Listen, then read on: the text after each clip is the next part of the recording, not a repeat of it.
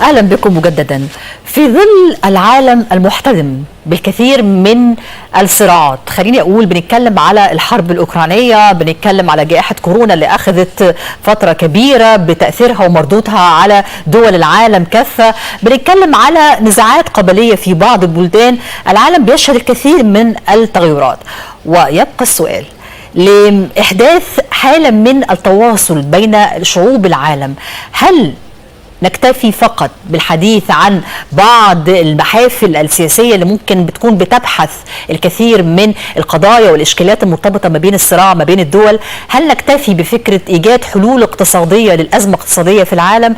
كل ذلك مسألة مهمة وملحة، وأعتقد لا شك أن احنا لا غنى عنها، ولكن في ظل أو ركيزة حقيقية لهذا التواصل تبقى الثقافة، ويبقى التواصل الإنساني هو خضم هذه يعني الحالة أو العلاقة اللي بتربط شعوب العالم كافة.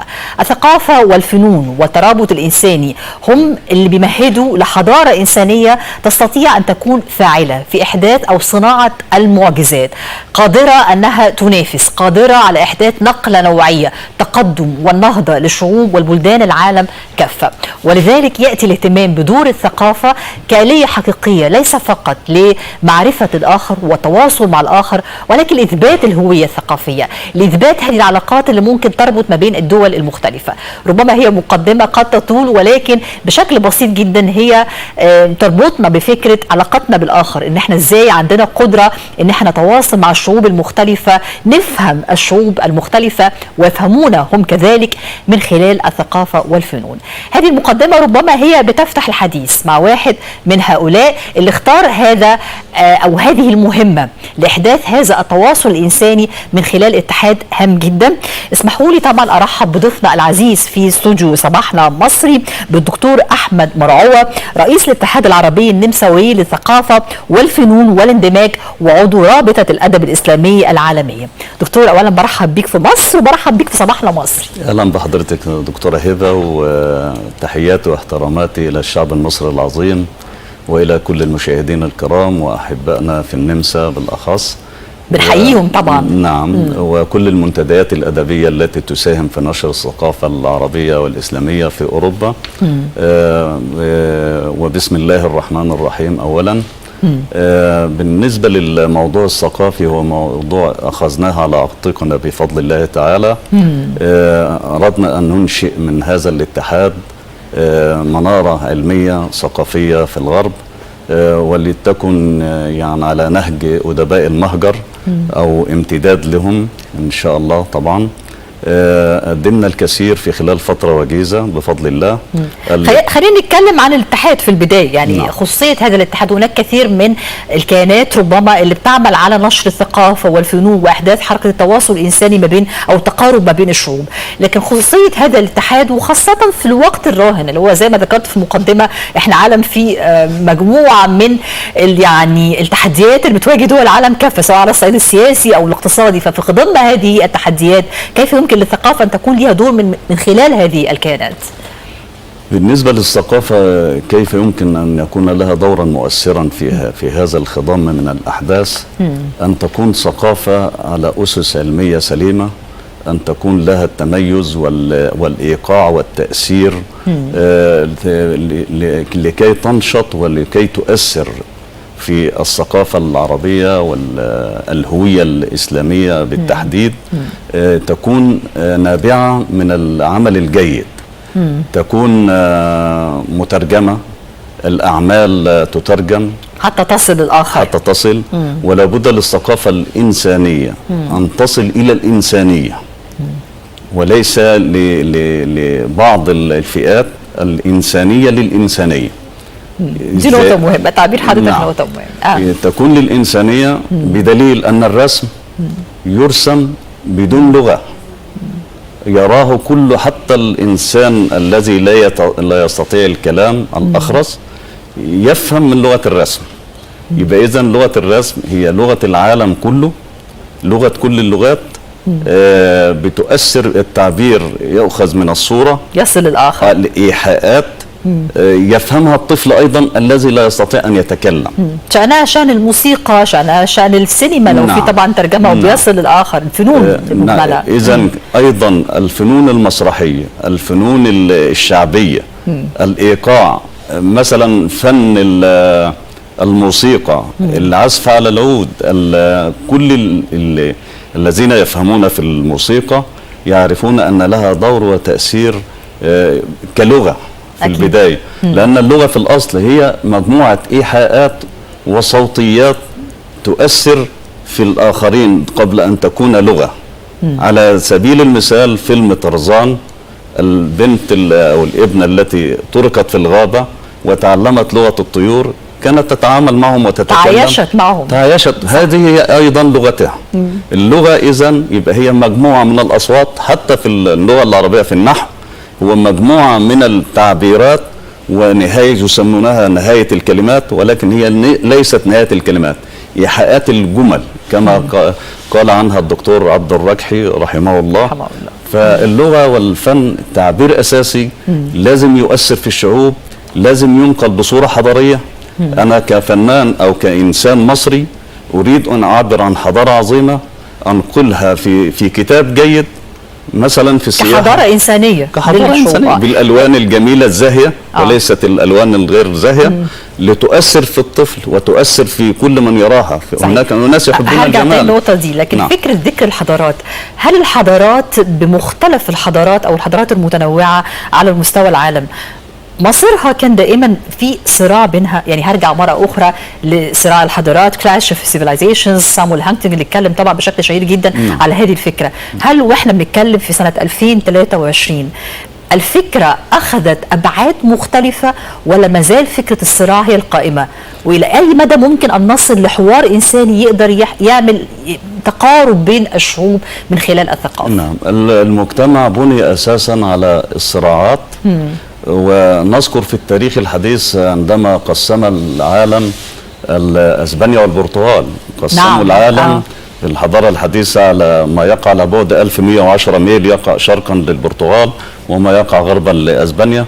فكان هناك دائما الحياه دائما تقوم على شقين وصراعين، بريطانيا وفرنسا، وبدأنا في الحضارة الحديثة روسيا وأمريكا.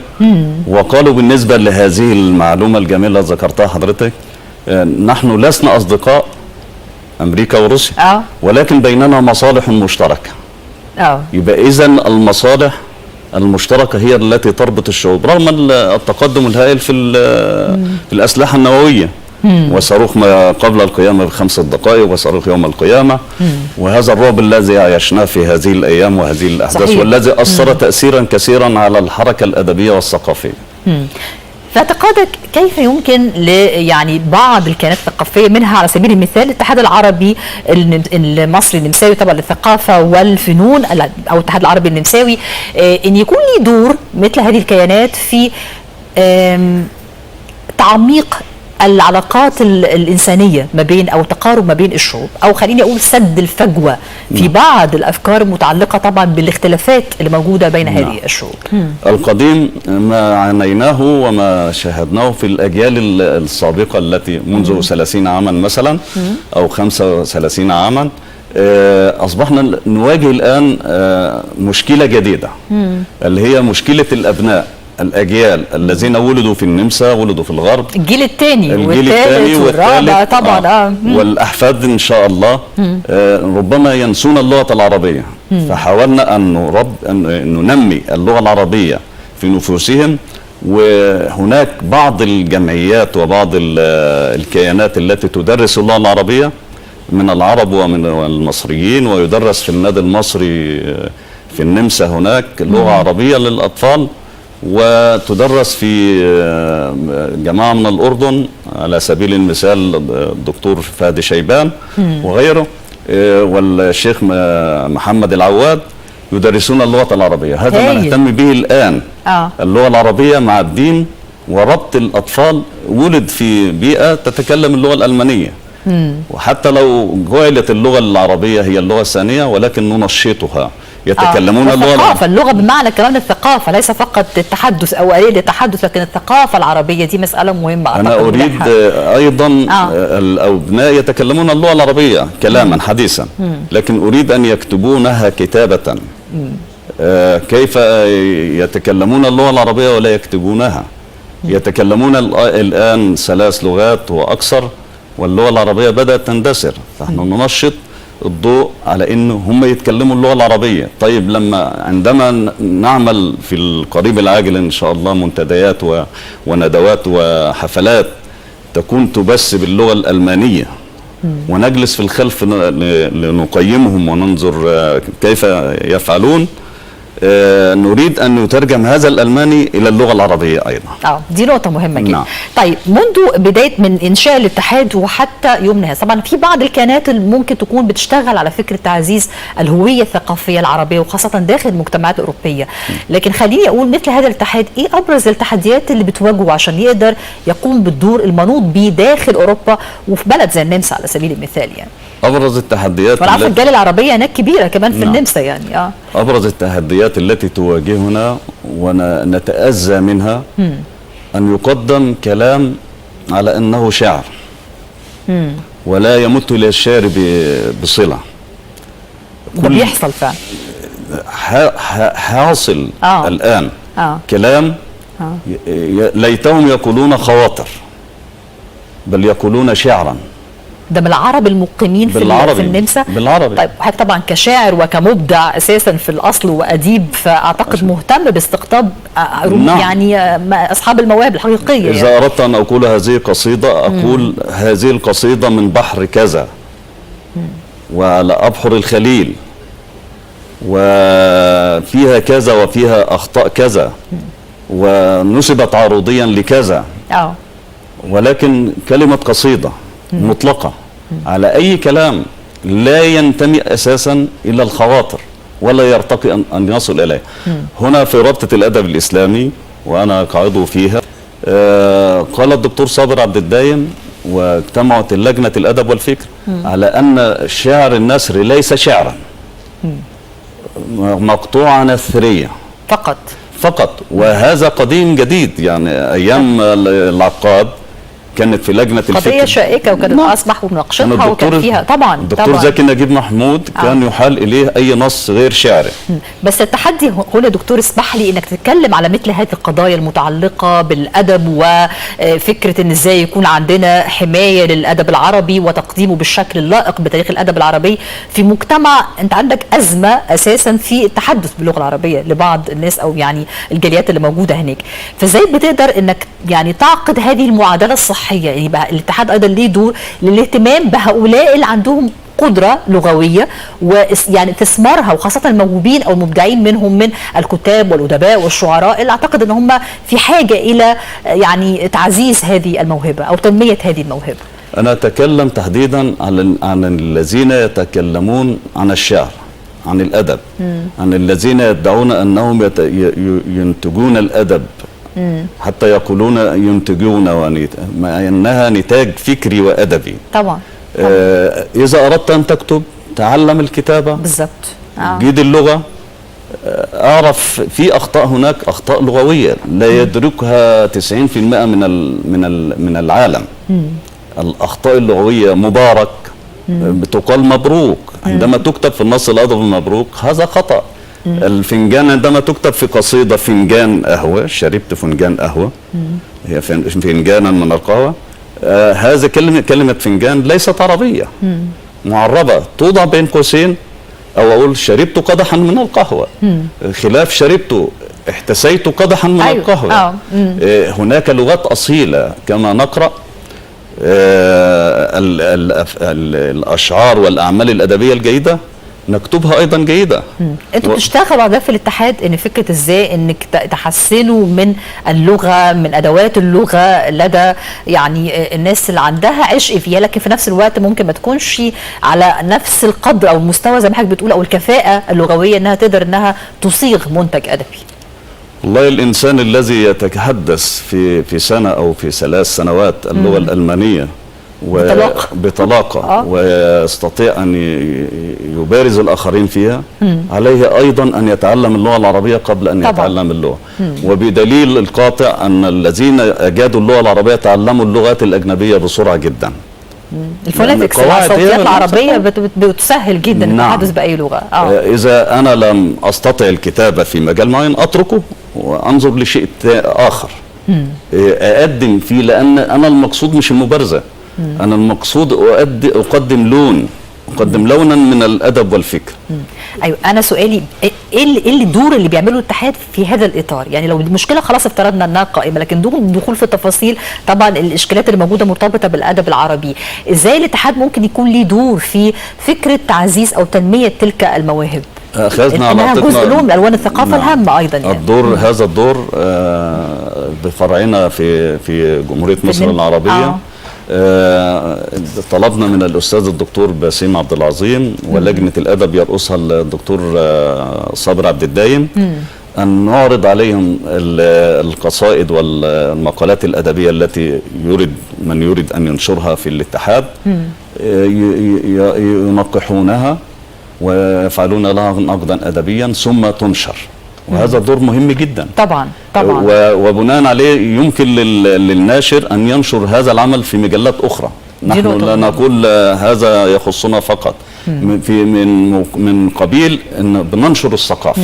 طيب دكتور، خلال الفترة يعني الماضية إلى أي مدى شايف أن هناك تحديات ربما لفكرة محبي أو المحافظين على الهوية الثقافية العربية داخل المجتمعات الأوروبية زي حضرتك وزي أسماء عديدة ممكن تكون مهتمة بحماية اللغة، حماية الهوية الثقافية، وخاصة الجيل الثاني زي ما ذكرنا اللي ممكن يكون منفصل عن ثقافته أو لغته؟ إيه التحديات اللي بتقابلكم في الوقت الراهن عشان تقدروا تقوموا بهذا الدور؟ التحديات التي تقابلنا أن أرى على الإنترنت، وهذه وسيلة سهلة جدا لنشر كل عمل لأنها لا تنشر بالأموال طبعا. فأصبحت وسيلة إسفاف ثقافي. نرى الأخطاء اللغوية والإملائية الفادحة في عمل، يعني مثلا إنسان يقول أنا نشرت هذا العمل منذ 25 عاما. ما فيش خالص، ولا في نحو ولا في أدب، في عندك حرف جر منذ ومذ. كيف أردتها بالتفخيم وبالرفع؟ أخطاء كارثية موجودة. بعض الناس يكتب يا فلان يا بطة ثم كما كنا نتكلمها في المرحلة الابتدائية. إذن ما هو دور الثقافة؟ رد الشيء إلى نصابه، إلى أصله. ولو يعني أنا بنخدم الثقافة عندما أطلب الكلام باللغة المضبوطة صحيح نحد ونقل من النشر. وده دليل ان كل الثقافات الاخرى بتحافظ على اللغه وبتحافظ على الهويه الخاصه بها جدا. طبعا دكتور يعني حضرتك شاعر وعندك ديوان شعري، وانا احب نسمع طبعا مع مشاهدينا الكرام جزء طبعا من ديوانك الاخير. انا عارفه ان حضرتك طبعا عندك ديوان وعندك اصدار المفترض ان هو مجموعه من المقالات ايضا. نعم يشرفني.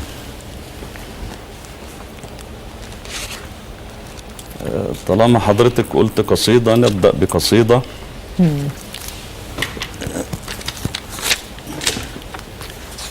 من الهموم ده ديوان ديوان غربة دون اغتراب. غربة دون اغتراب. هو قريب، الفكرة نفسها قريبة من الحالة الذاتية الشعورية طبعا لديك أيضا. نعم، غربة دون اغتراب. الرومانسية دائما يقولون كيف تكون الغربة دون اغتراب. فهذه من ضمن التحديات التي واجهتني أيضا. قصيدة لوفاء إدريس شهيدة القدس. نشرت في الأهرام الدولي في عام 2002.